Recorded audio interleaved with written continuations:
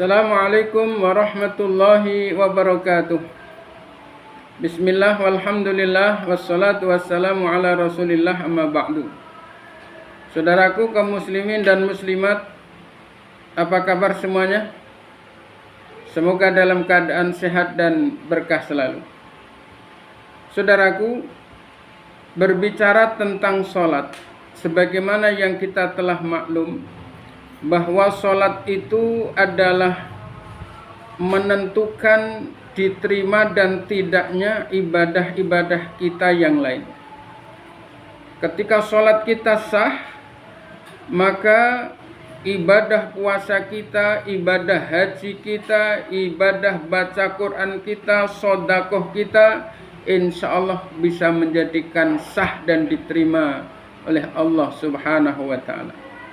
Akan tetapi jika sholat kita bermasalah, jika sholat kita tidak diterima, maka dampaknya itu akan menjadikan ibadah puasa kita, ibadah haji kita, ibadah sedekah kita, zikir, munajat, baca Quran kita menjadi ikut tidak diterima oleh Allah Subhanahu wa ta'ala.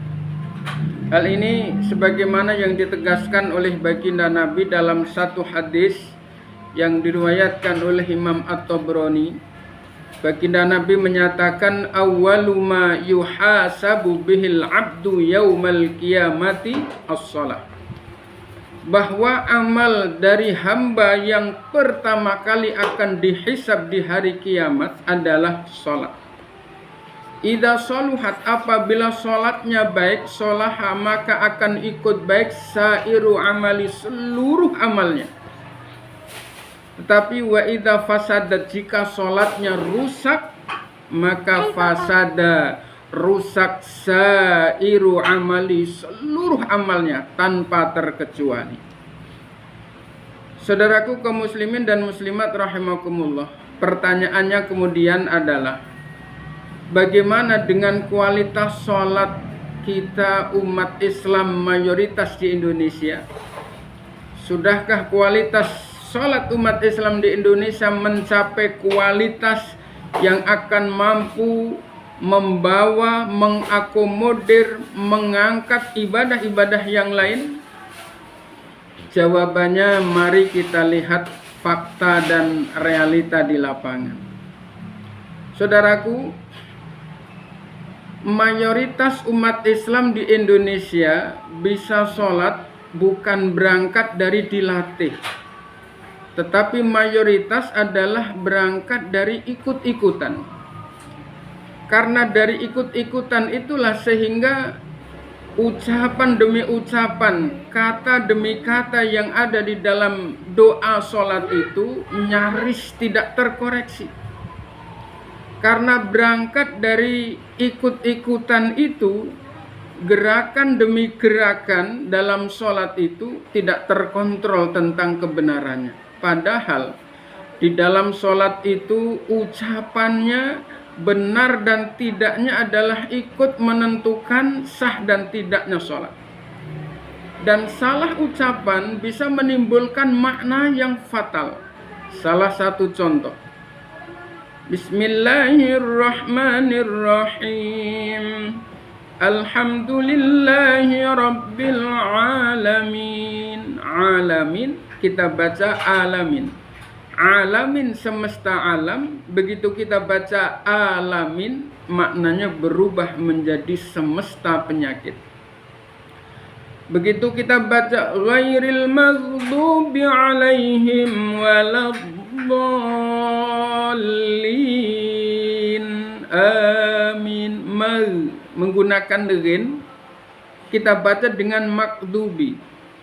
Maghdubi, ghadiba, yaghdibu, maghdubun, engkau murkai. Tetapi makdubi itu berasal dari kata kadiba, yaghdibu, maghdubun, engkau dustai. Ini menjadikan sholat kita seakan-akan tidak menjalankan rukun, karena Fatihah itu rukun dan baca Fatihahnya salah sehingga cacat.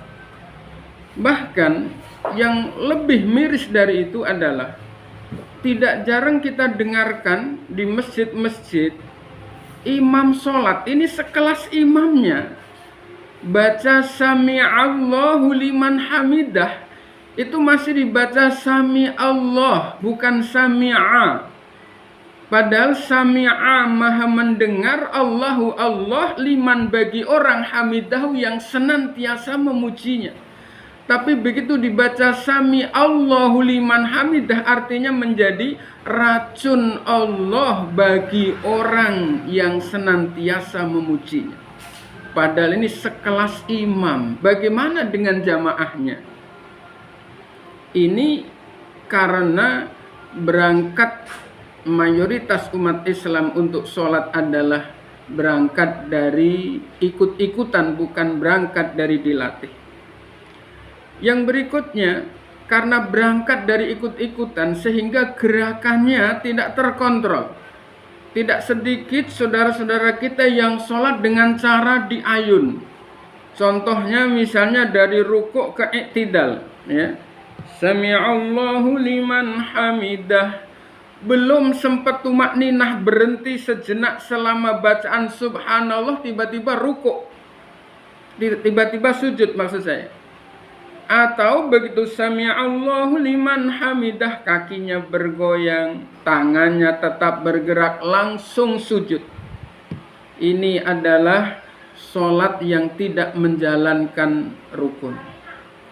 Sebagian yang lain yang rawan juga adalah sholat ya pada rukun-rukun qauliyah ini tidak dibaca, seperti takbiratul ihram.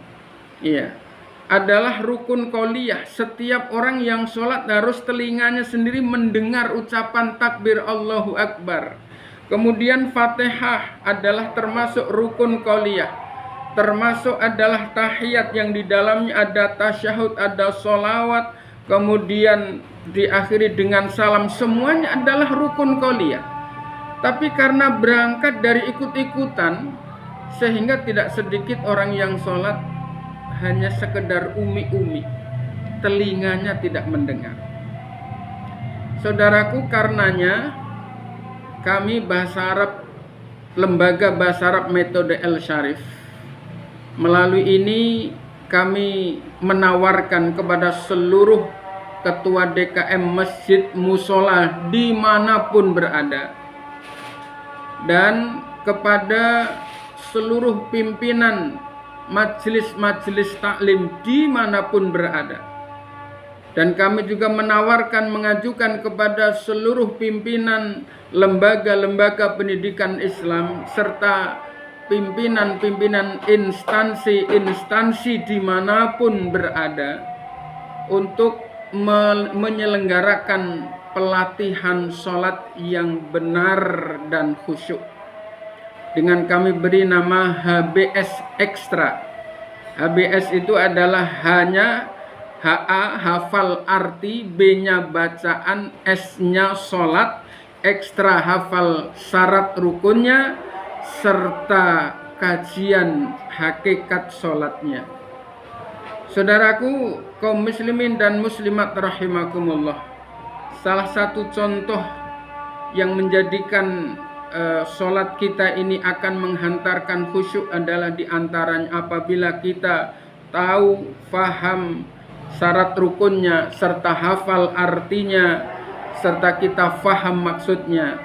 Ketika kita membaca doa di antara dua sujud, saudaraku perhatikan, duduk di antara dua sujud itu sesungguhnya setiap kita yang sholat adalah mengajukan proposal, mengajukan 8 proposal kepada Allah. Perhatikan, Rabbi firli, ya Allah ampunkanlah dosa-dosa kami. Warhamni, ampunkanlah dosa, kasihanilah kami. Warhamni, kasihanilah kami, atau berikanlah kami kasih sayangmu. Wajiburni, cukupilah semua kebutuhan kami. Wajiburni warfa'ni, dan angkatlah derajat kami. Warzukni, dan bukalah pintu rezeki kami. Wahdini, bimbinglah kami. Wa'afini, sehatkanlah kami.